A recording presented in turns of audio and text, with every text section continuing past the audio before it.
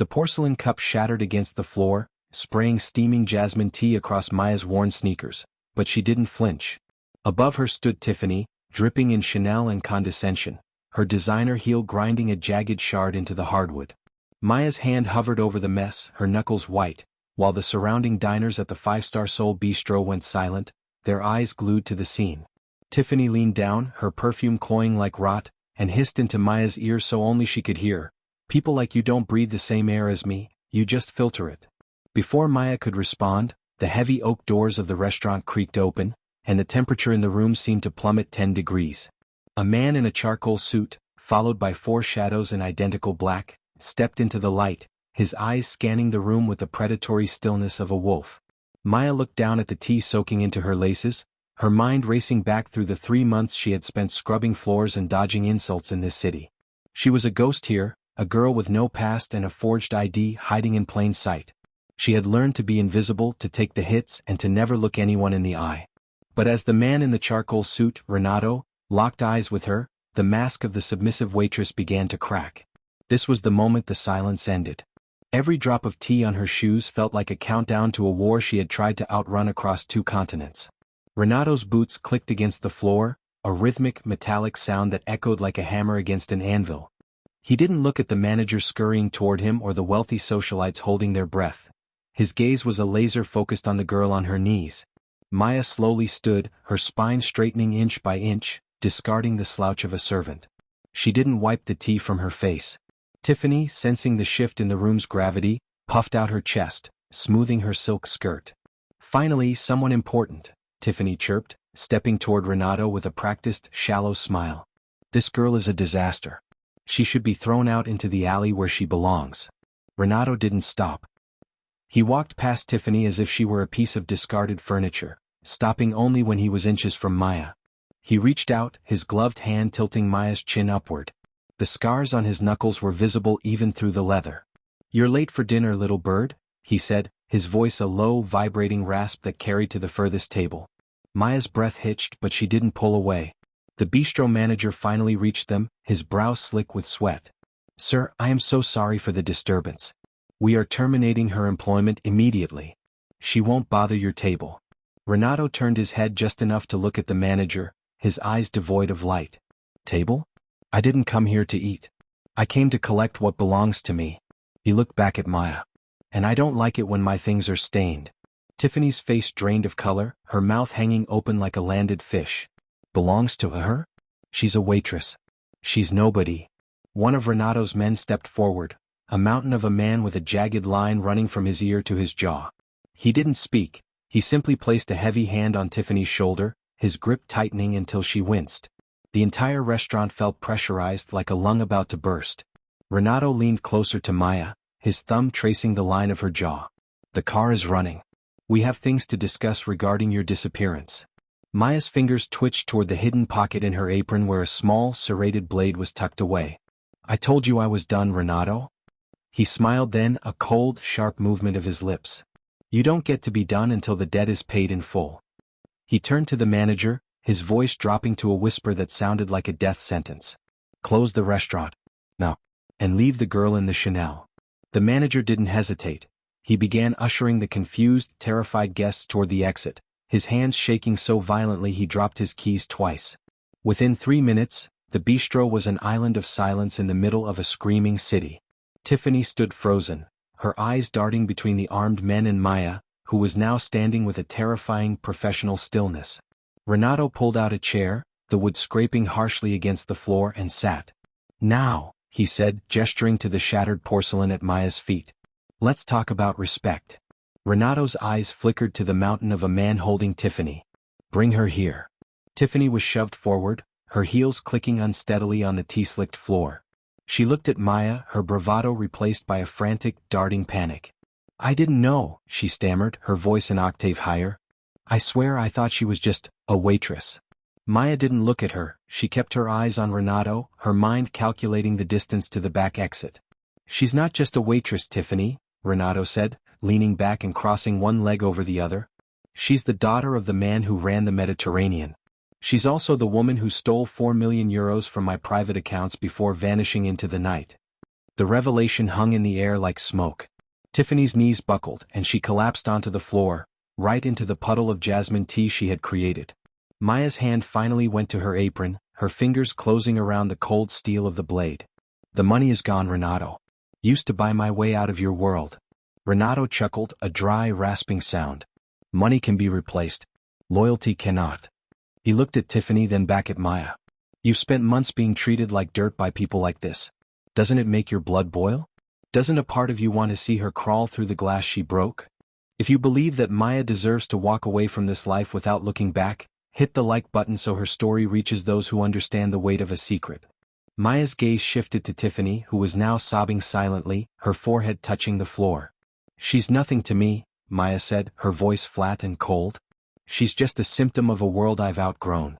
Renato stood, the charcoal fabric of his suit shimmering under the chandeliers. You haven't outgrown anything. You've just been hiding in the shadows, waiting for someone to find you. He stepped over the glass, his boots crunching the shards into dust.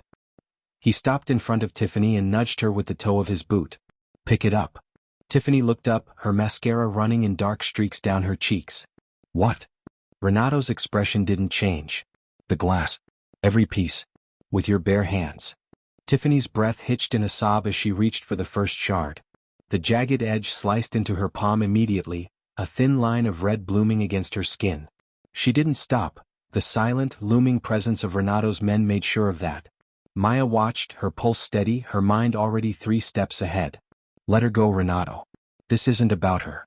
It's about you wanting to prove you still own me. Renato grabbed Maya's wrist, his grip like a steel shackle. I don't need to prove anything. I tracked you across 3 borders.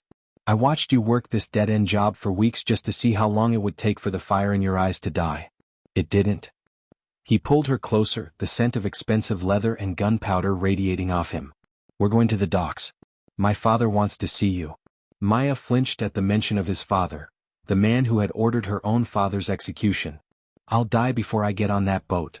Renato's eyes softened for a fraction of a second, a flicker of something that might have been regret if he were capable of it. Perhaps. But you won't be the only one. He looked at Tiffany, who was now clutching a handful of bloody glass, her hands trembling. If you don't come quietly, my men will ensure this girl never walks again. A life for a life, Maya. That's the family code. Maya looked at Tiffany, then back at the man who had been her fiancé before the world burned down. The blade in her apron felt heavy, a reminder of the person she had tried to kill inside herself. Fine, she whispered, her voice barely audible over the hum of the restaurant's refrigerators. But she stays here. Untouched. Renato nodded to his men. They stepped back, releasing their grip on the room. The car is waiting. He led Maya toward the door, his hand still firm on her wrist. As they passed the broken tea set, Maya looked back one last time. Tiffany was still on the floor, a broken, bloody mess of silk and glass, a reminder of the world Maya was being dragged back into. The night air of Seoul was humid, the neon signs of the city blurred by a light mist. A black armored sedan sat idling at the curb, its tinted windows reflecting the chaos of the city. Renato opened the door, gesturing for Maya to enter. As she stepped inside, the smell of the leather seats triggered a flood of memories, blood on the ivory carpets of her childhood home, the sound of muffled gunshots in the garden, the feeling of Renato's ring on her finger. She sat, her back straight, her hands folded in her lap. Renato climbed in beside her, the door closing with a heavy, pressurized thud that signaled the end of her freedom. Why now?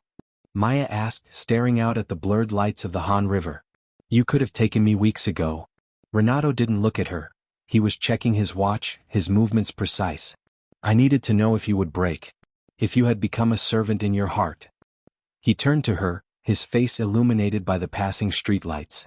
But you didn't. You stood there and let that girl humiliate you because you were protecting something. What was it, Maya? Where is the child? Maya's heart stopped. The secret she had buried deeper than the 4 million euros, the reason she had stayed in this city instead of disappearing into the mountains. There is no child, Maya said, her voice a brittle lie. Renato reached out, his hand hovering over her stomach before dropping to his side. My men searched your apartment. They found the shoes, Maya. Tiny yellow sneakers. Far too small for a waitress. He leaned closer, his shadow swallowing her. Tell me where he is and maybe my father will let you live. Maya felt the walls of the car closing in. The 4 million euros weren't for her, They were for the boy hidden in a quiet farmhouse 3 hours north of the city. The boy with Renato's eyes and her father's name. If you believe that a mother's love is the only thing stronger than a mafia's reach, leave a like so I know to tell more stories like this. The car swerved suddenly, the tires screeching against the asphalt as a silver SUV slammed into their side. The impact threw Maya against the door, the world spinning in a blur of glass and metal.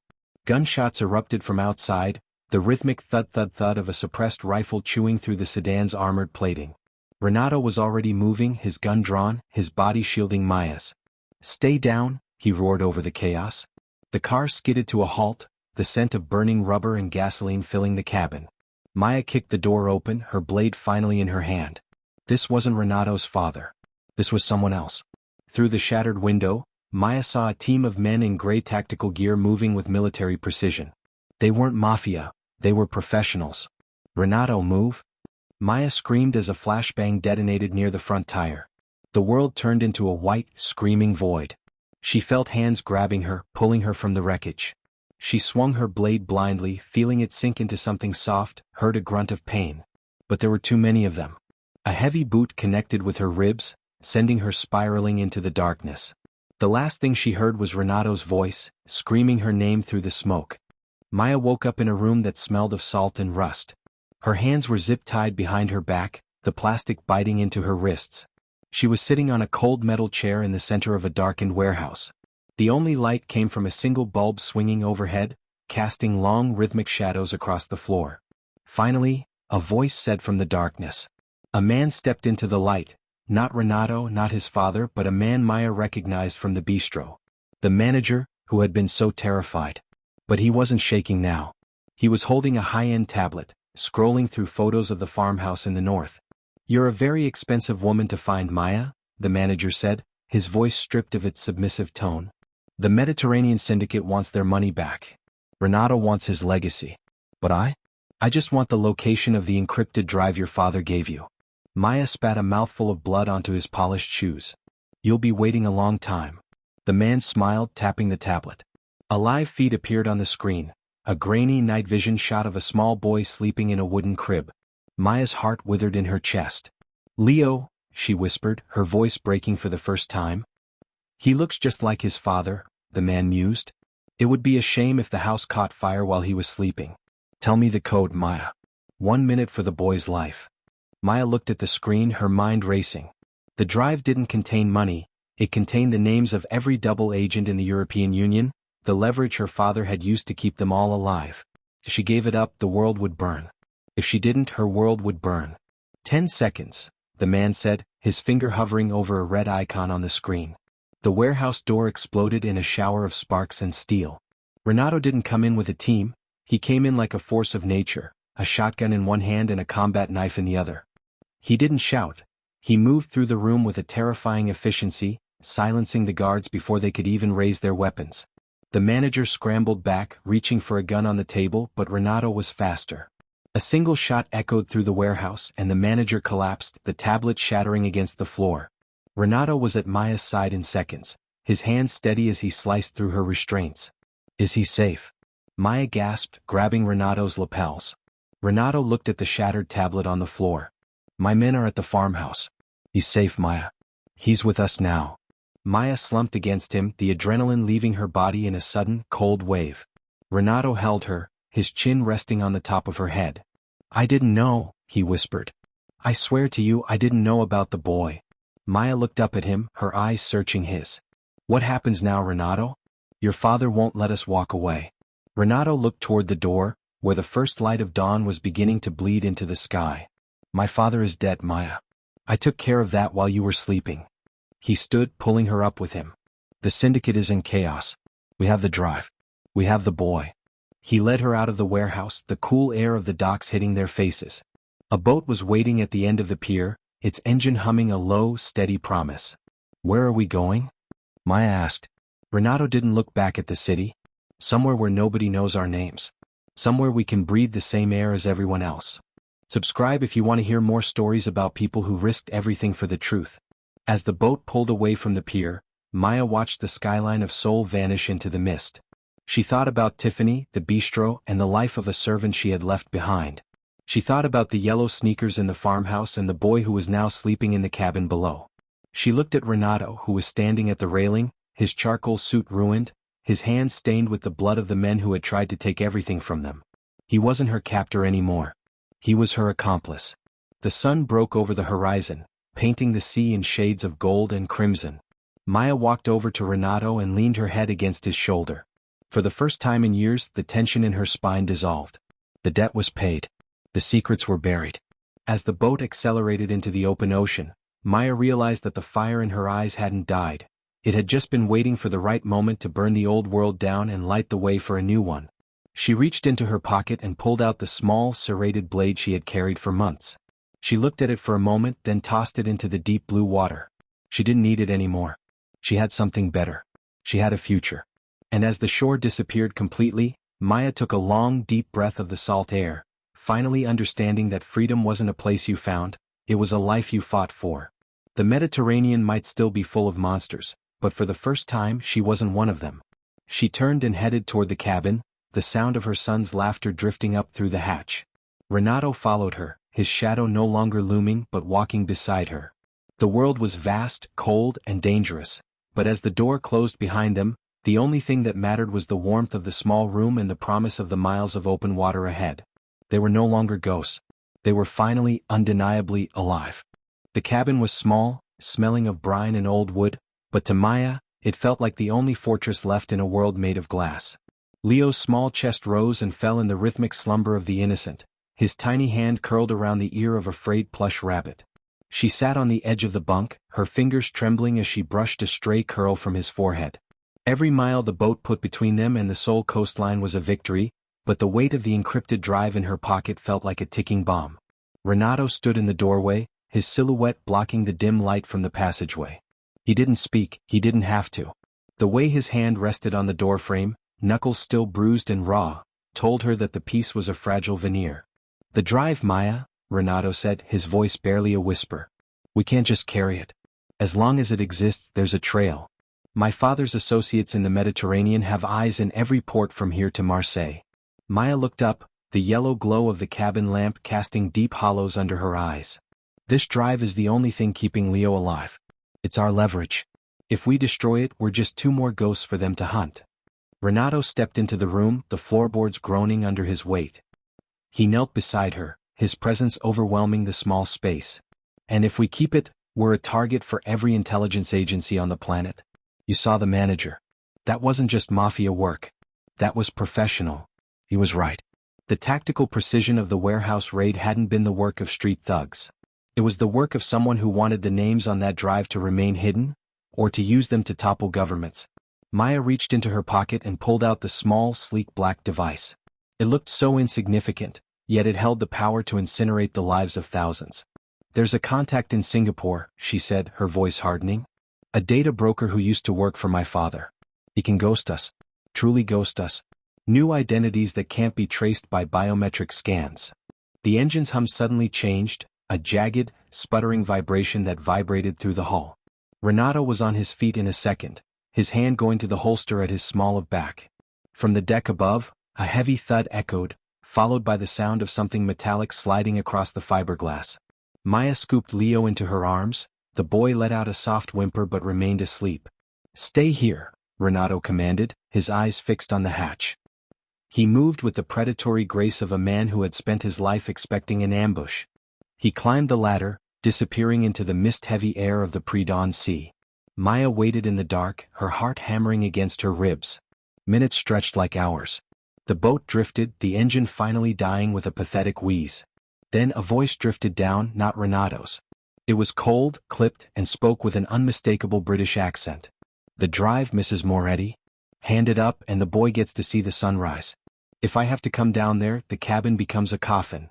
Maya felt a cold sweat prickle her skin. She looked at Leo, then at the small porthole. They were in the middle of the open water. There was nowhere to run. She didn't scream. She didn't plead. She reached into the medical kit beneath the bunk and pulled out a vial of rubbing alcohol and a flare. She wrapped the drive in a thick wad of gauze, drenching it in the liquid. If they wanted the data, they would have to take it from the ashes. "I'm coming up," she shouted, her voice steady. She tucked Leo into the furthest corner of the bunk, piling blankets around him. She climbed the ladder, the cool mist hitting her face like a slap. On the deck, Renato was on his knees, a red laser dot centered on his forehead. Standing over him was a man in a gray tactical suit, his face obscured by a sleek, matte black helmet. If you believe that no mother should ever have to choose between her child's life and the truth, hit the like button so this story reaches those who fight for the innocent. The man in the suit held a compact submachine gun leveled at Renato's chest. The drive, the man repeated. Maya held up the gauze-wrapped bundle, the flare gun in her other hand. One spark and every name on this list is gone. Every judge you've bought, every politician in your pocket. You'll have nothing. The man hesitated, the laser dot on Renato's head flickering. You wouldn't? You need that for your survival. Maya smiled, a cold, jagged expression. You think I'm afraid of the dark? I've been living in it for months. My son is the only light I have. If you threaten him, I'll burn the whole world down just to keep him warm. Renato looked at her, and for the first time she saw a flash of genuine terror in his eyes, not for himself but for her. He knew she meant it. He surged forward, ignoring the weapon pointed at his heart. He tackled the man's legs, the two of them crashing into the railing. The gun fired, a muffled fut-fut-fut as the rounds went wide into the water. Maya didn't wait. She lunged for the intruder's discarded tablet on the deck, her fingers flying over the screen. She didn't try to delete the data, she hit broadcast. What are you doing? The man screamed, struggling under Renato's weight. You're killing us all. Maya watched the progress bar hit 100%. No, she said, her voice echoing over the sound of the waves. I'm making sure that if we die, everyone knows why. Across the world, on thousands of secure servers, the contents of the drive began to leak. The leverage was gone. The secret was dead. The man went limp, realizing his mission was a failure.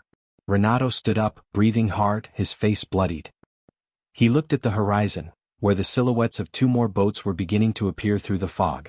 They're coming for us, Renato said, reaching for Maya's hand. She gripped it, her eyes fixed on the rising sun. Let them come. We don't have secrets anymore. We just have each other. They stood together on the deck of the dead boat, a broken Mafia heir and a waitress who was actually a queen, waiting for the world to react to the truth they had unleashed. The Mediterranean was still full of monsters, but as the first rays of light hit the water, Maya knew they weren't the ones hiding in the shadows anymore. The sky over the East China Sea didn't break, it bled. The rising sun stained the waves a violent, bruised purple as the two approaching vessels cut through the fog like sharks sensing a kill. Maya felt the cold weight of the flare gun in her right hand and the heat of Renato's blood on her left. The broadcast was out, a digital ghost ship sailing into every intelligence hub from Langley to the Kremlin, but the cleanup crews didn't care about the news. They were paid to leave no witnesses. Maya, get below, Renato hissed, his voice thick with the copper tang of exhaustion. He scrambled for the tactical rifle dropped by the man in the gray suit, his movements jagged but lethal. If they board, you take the boy in the emergency raft. Don't look back. Maya didn't move.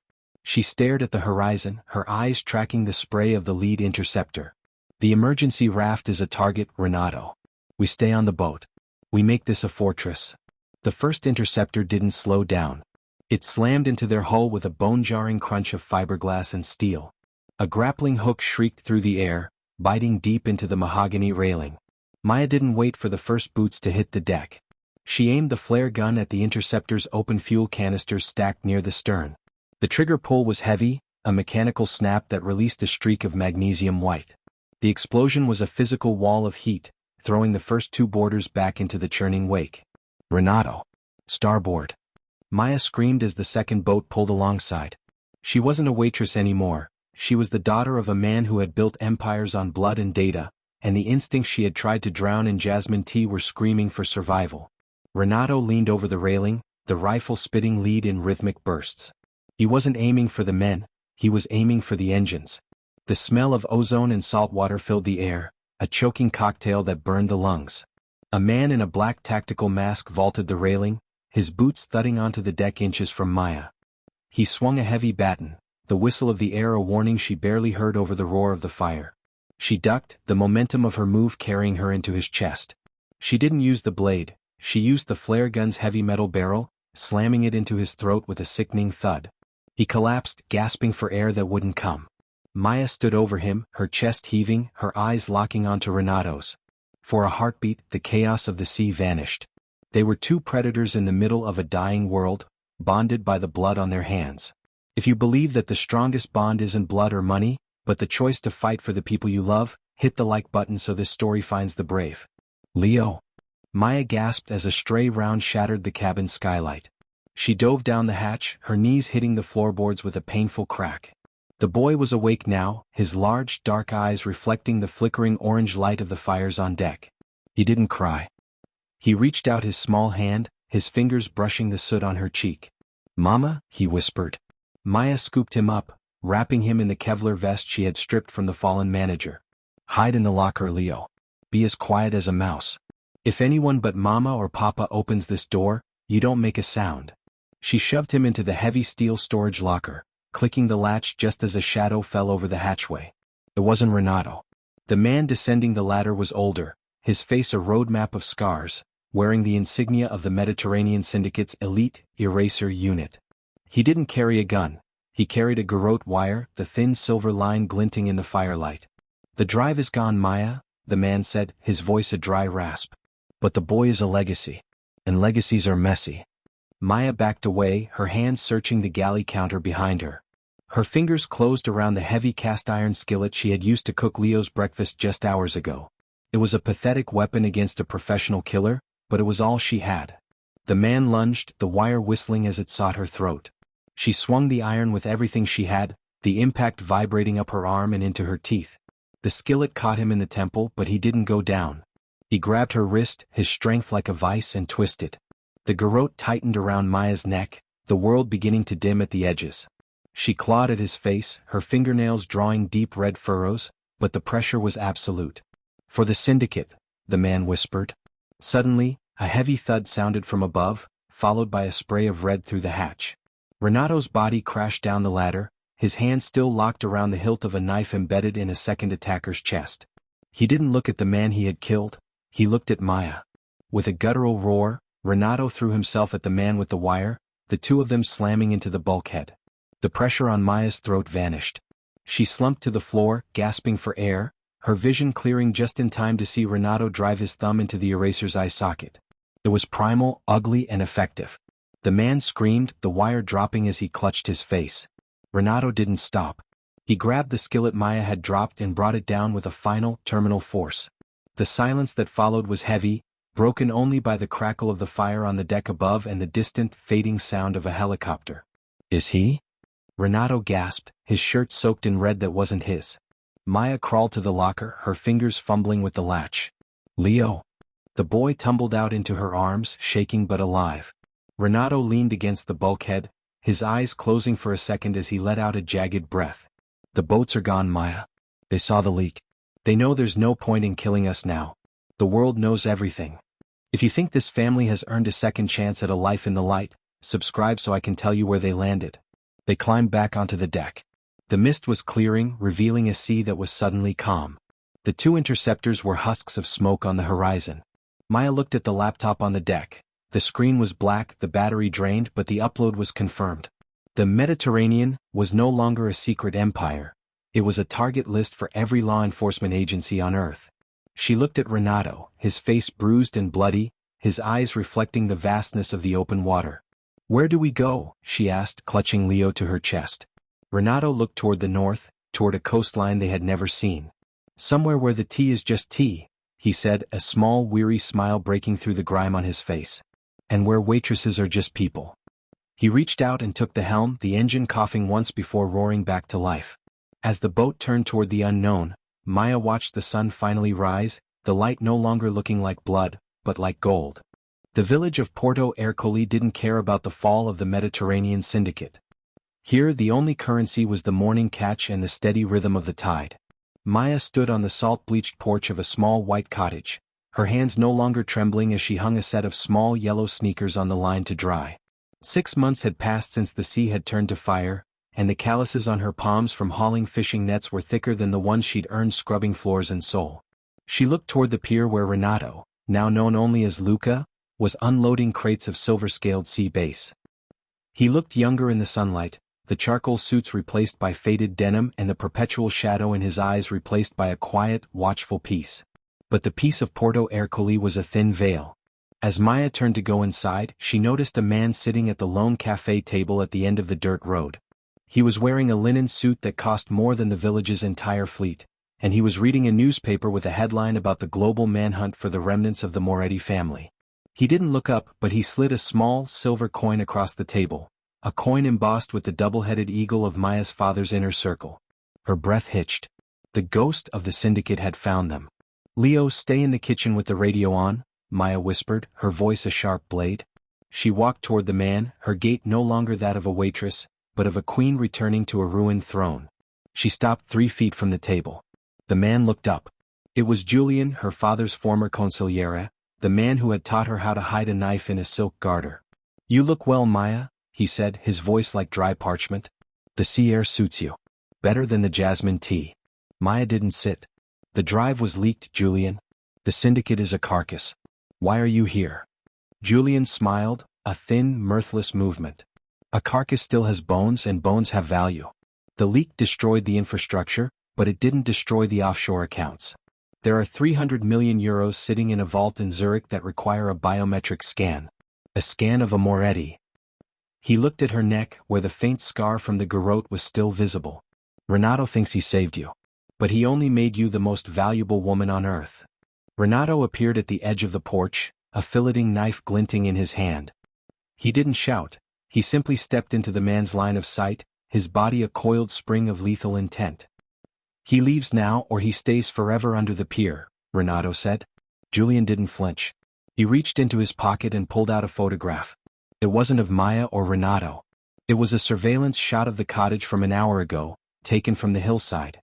There were red crosshairs centered on the kitchen window where Leo was playing. If you believe that some debts can only be paid in blood, and that a family's past is a shadow you can never truly outrun, hit the like button for the final stand. "I'm not here to kill you," Julian said, standing up. "I'm here to offer a trade. The Zurich codes for the life of the boy. The erasers are already on the hillside, Renato. I'm the only thing holding their triggers back." Maya looked at Renato. The piece they had built was a sandcastle, and the tide was coming in. She felt the weight of the hidden blade in her waistband, the one she had promised herself she'd never use again. "The codes are in the villa in Jeju," she lied, her voice steady as a heartbeat. "But they require a physical key. One I left with a friend." Julian's eyes narrowed. "The maid. Hannah." Maya nodded. "You go to Jeju, you find the girl and you find the key. But you leave us out of it.